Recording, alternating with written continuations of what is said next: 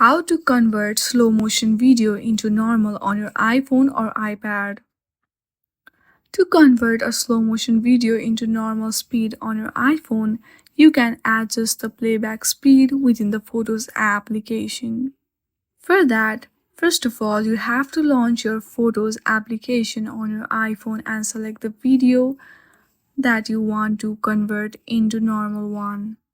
As you can see, this is a slow motion video. Now we will convert it into the normal one.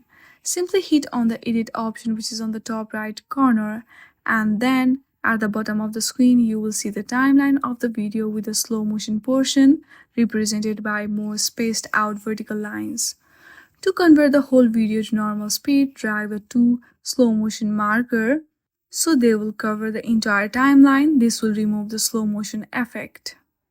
Once you are done, simply hit on the done, which is on the top right corner of your screen.